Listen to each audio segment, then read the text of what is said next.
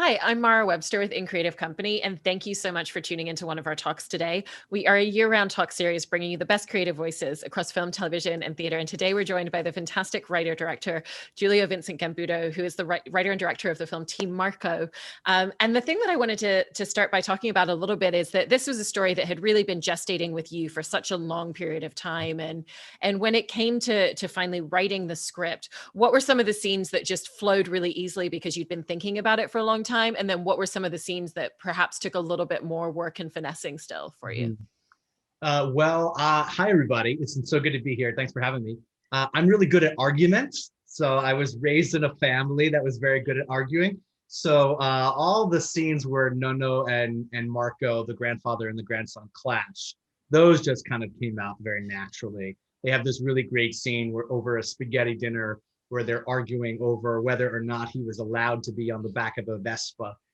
That's really fun, and those scenes. I wrote the movie with a really good friend of mine from middle school, actually, and he and I had a great time with those scenes. And then there were some others that were a little tougher. I think once you sort of lay out and design your story and sort of understand what the flow and the rhythm is, I'm a really strong sort of believer in story structure. Once those things are in, and then you sort of see where things flow out naturally, then you've got some holes to plug that are a little bit more difficult. Yeah, and I like that you've taken a little bit from some of your personal experience as an uncle to your nieces and nephews and the divide that there already is with technology there. And then you've taken it one step further by making it about a grandson and his grandfather. So how did your own kind of personal relationship with your nieces and nephews influence the relationship that you then crafted between the grandfather and Marco? Sure. So the movie's based on my nephew and my niece and nephews. I have six of them here in New York City, and they're wonderful kids, and I love them dearly. I'm their only uncle on their mother's side, and so we're very close. And so it truly does bother me how much time they spend on their electronics. And I was a kid who played Nintendo, and I was on mine all the time too.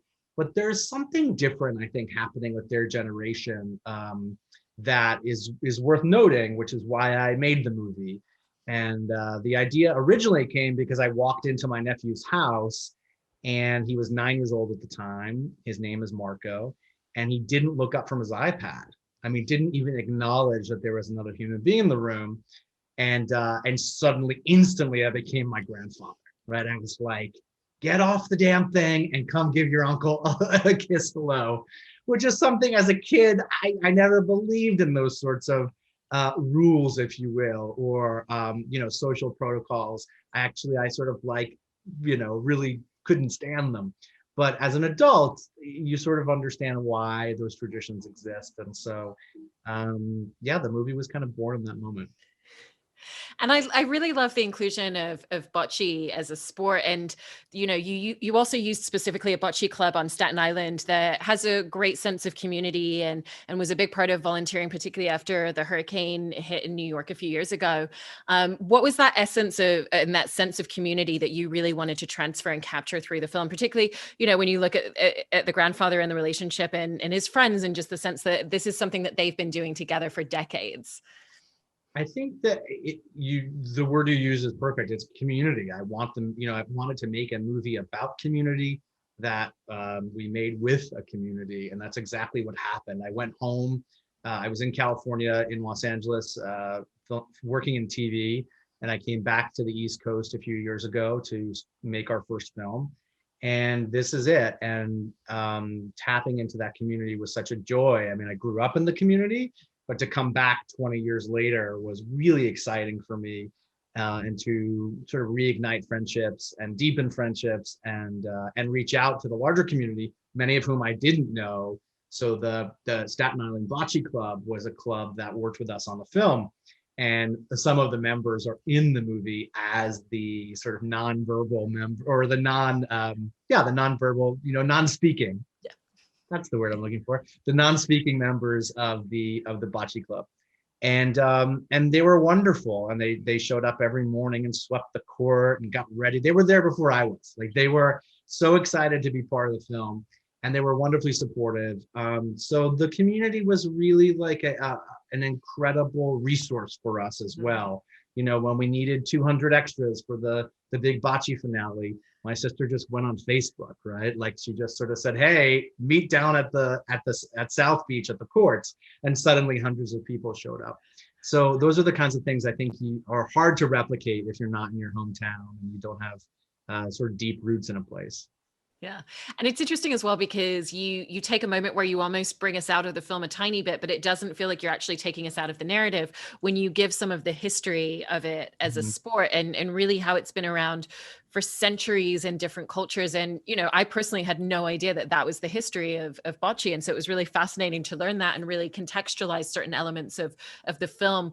What was the decision behind really wanting to include it, even though it wasn't part of the narrative structure in the same way as the rest of the Yeah, film? that's a great question. I mean, narratively, we made it the video that Marco watches so that he learns the history and then can appreciate the history. And it's a moment in the story where, the grandfather's really trying to sort of hook him into being interested in the sport, being intrigued by it, understanding that there's game and strategy to be played. And so I think we needed a moment to understand the history of the sport, not only because I wanted the character to, but I wanted the audience to also, because I think the first question when people watch it is like, why did this guy make a movie about bocce? And so there's a fun element of surprise, I think, for audience members when they just hear that it's thousands of years old, that it was played by the Romans, that that there were courts, that Thomas Jefferson had courts at Monticello. Like it's just really a fun moment in the movie for you to deepen your understanding of the sport. And therefore, I think it makes the whole movie have a little bit more gravitas. And because it's a sport that tends to be a little bit more internalized strategy, there's a little bit less movement than some of the other sports have. What were the challenges in trying to figure out how to make it really visually dynamic and to create that sense of energy when you have the scenes on the bocce court in the film? Well, I think the rule I sort of stood by. I mean, it's really funny if you know me well. Like the irony does not escape me that my first movie is a sports movie because no one would have ever imagined that would have been the case. I am the least athletic human being on the planet, but to my father's great dismay. But the rule I sort of stood by was it's not about the sport, right? The movie is about the relationship between the grandfather and the grandson, and along the way we will learn about bocce, and along the way we will learn the rules, and along the way we will build the dramatic tension. But I always wanted to make sure with my co-writer and with our editor that we always came back to where are we in the journey of the friendship, where are we in the journey of the relationship between the two of them, because that is the only thing that really kept us on track, right? Story-wise. And there are certain moments where you've got to know a rule, you've got to know how things were. And so I tried, in its more expository moments for the script and the characters to explain just the information you need to know in order to appreciate the next scene or to appreciate what's coming up. So for example, there's a configuration of the balls where your ball is there and the competitor's balls are blocking you. And we gave it a name. We called it My Sister's Teeth. And that doesn't exist in the real world. It's not like an official bocce term. There's a line in the movie that says that's what we call it. And funny enough, I did it for one major reason, which was the audience has got to track that, right? The audience has to sort of know, oh, that's the shot that's hard.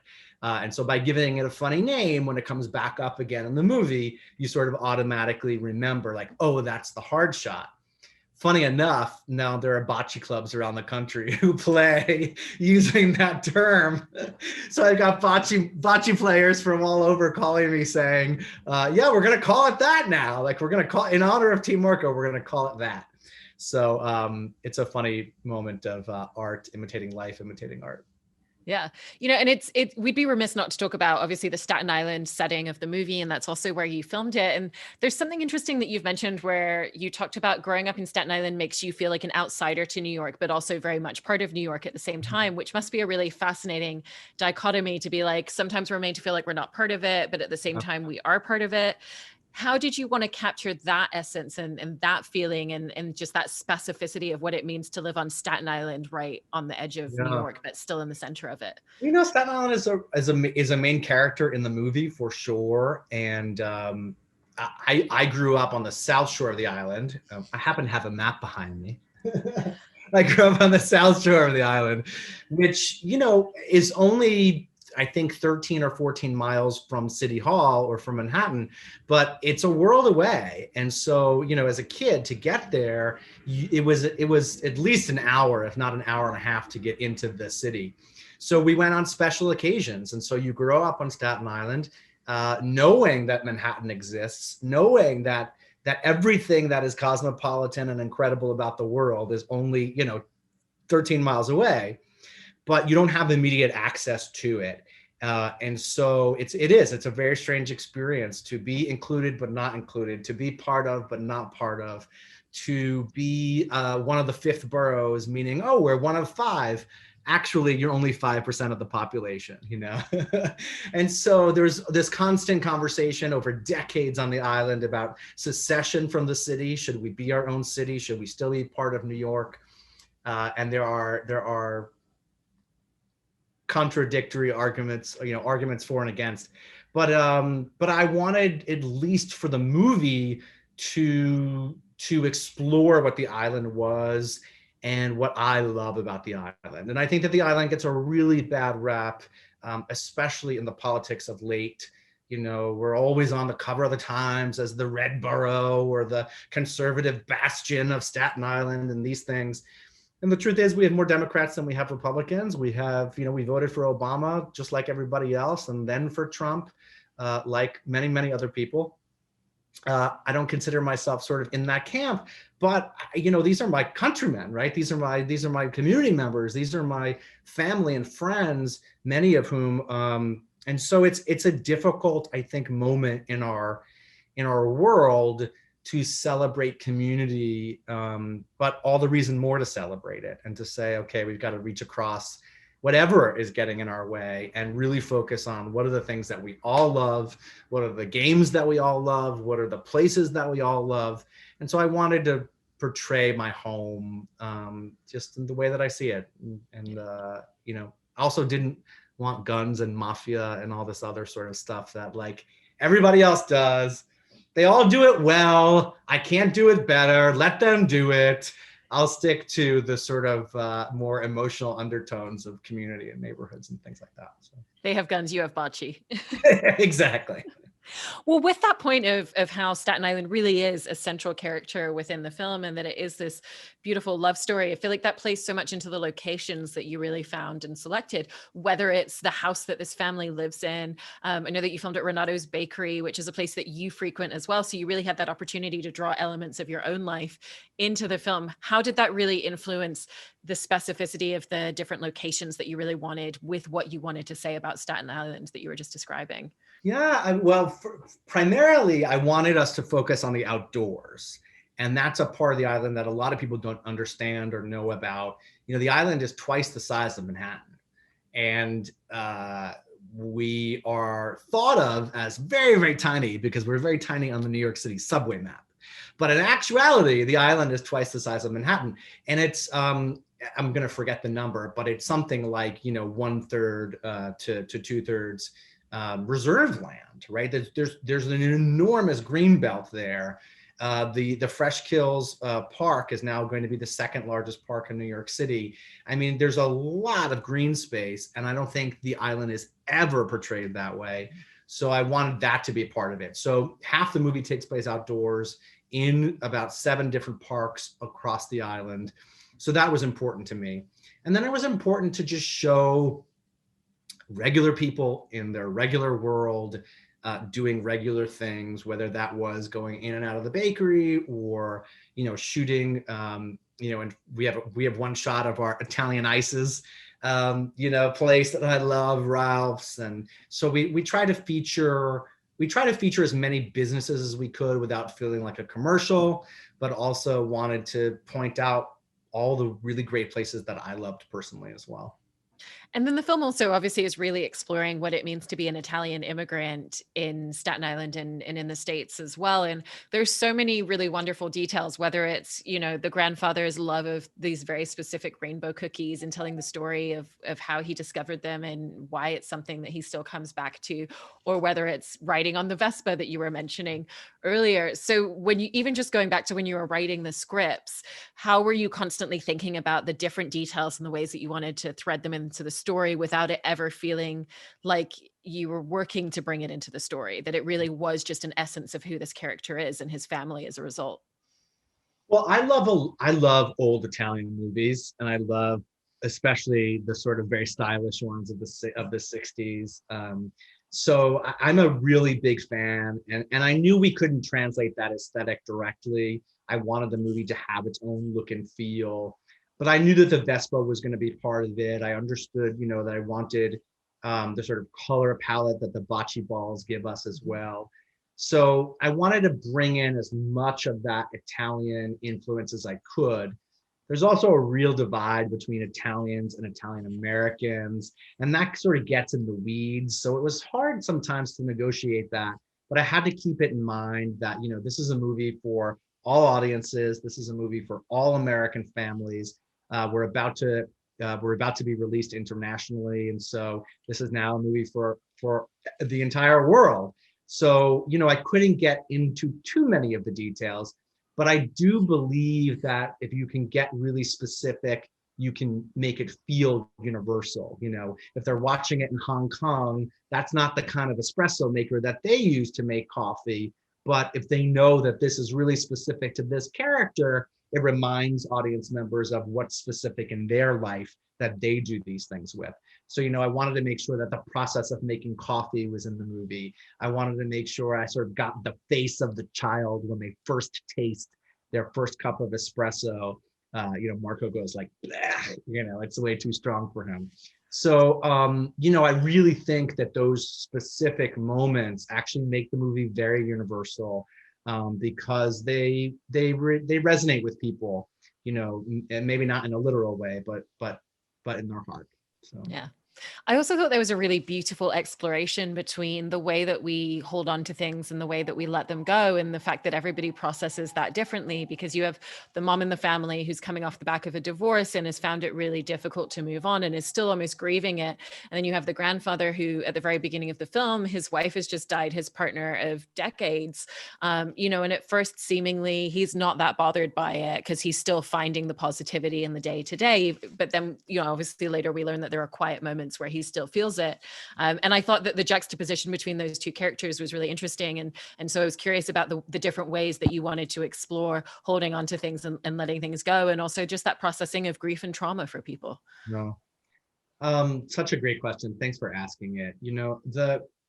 I come from a wonderful line of humans, but we are not without our drama and our trauma, and our sense of loss. And I have lost a lot of people in my life. In fact, during the making of the movie, I lost 3 good friends just for not connected to each other. This is all before COVID, who died at very different ages of very different things. And so I was, my heart, my brain were sort of marinating in loss and grief and mourning the entire process. And I wanted to just sort of explore what people do publicly as opposed to what they do privately, what people do, how do they carry themselves out in the world. And also I think that, Nono's message in the movie, which is our message as the writers and mine as the director, is that life is full of awful things, but you've got to get up and live and be joyful and maximize your time on the earth. And we didn't make the movie knowing that COVID was coming, but I think it's a really important message at this moment in the world to remind people that, yeah, this is awful. Yeah. But we've got to find the light whenever we can. So. Yeah. Was the footage that you had of his wife in the film, was Mhm. that archival footage, or was that something that you filmed and then visually weathered? That was all footage from my family. My grandfather left me all of those films. So the woman who is featured in that vintage in those vintage shots is my grandmother, who's still alive at 95. She's the last one of their generation. And when my grandfather died, he left me a wicker basket of about 50 or 60 8mm reels. And we had them all digitized, and I watched them all with my grandmother. And she helped me sort of pick out the snippets that would be in the film. So the movie's incredibly personal to me, and it was just kind of like fortuitous that my grandfather, sort of looks like the actor younger, and you could suspend your disbelief enough to let it be. But yeah, it was a really beautiful thing to include. That's really, really stunning. And when you were working with your main actors, you have Anthony Beccaro and Owen Patelis, who play the main two leads in it. Obviously they're coming at it with a different stylistic approach. And so much of your job as a director anyway is to figure out what each of your cast members need from you. What were the big differences or similarities in the things that they both really needed and wanted from you as a director, and also in terms of the way that you wanted to communicate with each of them as you were finding scenes? Yes, they all need something different. And Owen Vaccaro is a really well-trained actor, really very experienced. He's done really large studio movies. Anthony Patelis comes from the theater, and he's done off-Broadway and touring work for decades. Anastasia Ganyas-Gellin, she comes from the theater as well, but does a lot of TV work. And then Louis Kinselmy, who plays the father, I literally met as he stepped on the set. So they all require something very different in your relationship and how you speak to them, in the amount of prep. So with Tony, with Anthony, who played Nono, I had the privilege of meeting him a few weeks before we even started rehearsing at his home. He made me this wonderful breakfast, and we got to step through every beat of the movie and really talk about the character and the journey of the film and what he was portraying. And on the other hand, Owen arrived 4 or 5 days before, and we got a few days of rehearsal in before we started shooting. So that kept me on my game, because I had to constantly adjust and shift and be able to meet them wherever they were at. Oh, we just got off a plane, or I've been thinking about this for 6 weeks, or, I'm fully in makeup already, but I shouldn't be, or like, there are all sorts of things that get thrown at you. So, but mostly I think the common denominator with everybody was I wanted everyone to feel the sense of community, feel the sense of family. I had family members who were on our crew. My family visited the set almost daily. The movie was sort of wrapped in the community and wrapped in my family. And I wanted people to experience that. So all the actors got to sit and have lunch with my mom and my dad and my sisters and my nieces and my nephews. And that, I think, really helped be the glue that put everything together in some way. I think it helped relax people. I think people understood that they were portraying a place that was real and beautiful, and that's what I wanted from their performance as well. Mm-hmm. And I know that you also encouraged the two of them, anytime that they weren't filming, to be hanging out and spending time with each other, just to create a really naturalistic sense of that dynamic and that history. Are there any moments in the film that you feel really came out of that time that you encouraged them to spend with each other? Totally. So we've shot an entire montage, probably 25% of which is in the movie, of them teaching each other how to use the Google Home and playing with Nono's teeth, his dentures, and showing. We had shots as well of Marco teaching Nono how to play the video game and the iPad, and as it goes, much of it wound up on the editing floor, but those were so fun to shoot because they're not speaking, they're nonverbal. I needed them to just have a relationship instantly, to teach each other and to point and to laugh and to feel connected. So I think all of those efforts to make them spend time together and to get to know one another were really, really helpful. Yeah. And you also employ the use of animation in the film. When Marco's on some of his technology, you've animated sequences of what it is that he's playing or that he's watching within the VR headset. And I know that you're already working on one of your next projects, which is an animated feature film. So how is the process of going through adding animation to this feature and just overall already been feeding into the work on your next project? Yeah, it's such a good question. So the next project, I'm the writer, I'm not directing, but I will say that it's been really helpful to have gone through Team Marco and worked with an animator and worked with the artists and understood what that team looks like and understood how the final product gets to be in the film the way that it is. And it's really freed me as a writer, because I think, as an independent film producer and an independent film director, your brain is always on, how do we make this less expensive? Who do I have to take out of this room to make it a cheaper day? And my producers were really wonderful with me in helping me not have to process that so that I could focus on directing. But they're just intermingled all day long. It's impossible to separate them. So with animation, though, yes, there are limits. Characters have to be created, worlds have to be developed for sure, but you're not limited by the same things. You're not, in our animation in Team Marco, the character could drop into the New York City subway system and could run through an atomic generator and all of these things that in the physical world would be nearly impossible to produce on our budget.